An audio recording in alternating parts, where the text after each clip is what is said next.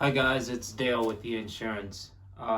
Today we're going to talk about it's an article, it's quite informative, but it's a situation that many people don't know is available to them, right? So the title of the article is Sample Cancellation Letter, right? So we all know insurance is required in most states, right?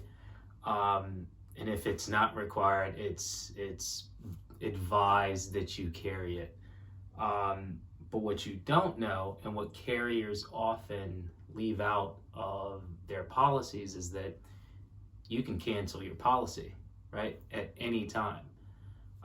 What carriers understand is that there are almost friction costs with canceling a policy, right? These friction costs they're not tangible, they're not like dollar amounts, but they are time consuming, right? So it takes time to notify your carrier. It takes time to research and find a new carrier, right?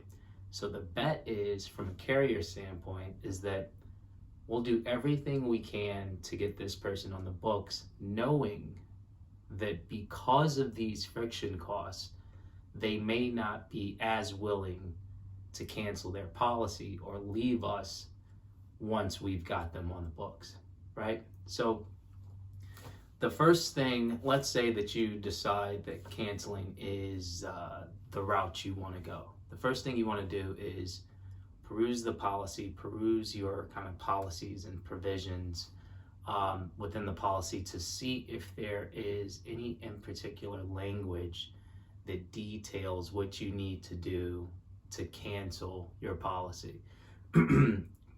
Sometimes there may be a minimum day limit, right? So like you have to give us 20, 30 days notice, or a particular department that you may need to notify.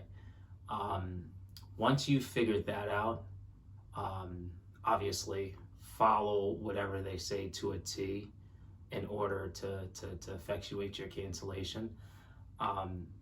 But more often than not, once again, they don't mention the idea that you can cancel. So there's no provisions about what to do if you do want to cancel. So, and just take note, it doesn't need to be at the end of your policy period. It can be at any point within your policy. If you want to cancel, feel free to do it. So let's say you perused your policy, you didn't find any provisions. There were no provisions there kind of dictating how you should go about doing it. All you really need is your carrier's contact information, right? At that point, you can address a letter to your carrier, ask them to cancel your policy, and please refund any premium that has already been paid. Note that there is a sample of such a letter in this article, so check that out if you don't know kind of where you want to go with writing the article or where to start. So all in all, just note that you do have options, right? Even if you're at the beginning of your policy, you do have options. You can cancel.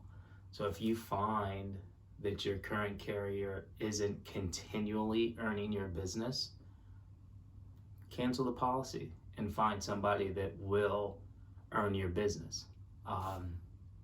Hopefully that's been helpful. Thanks for stopping by. We'll talk to you next week.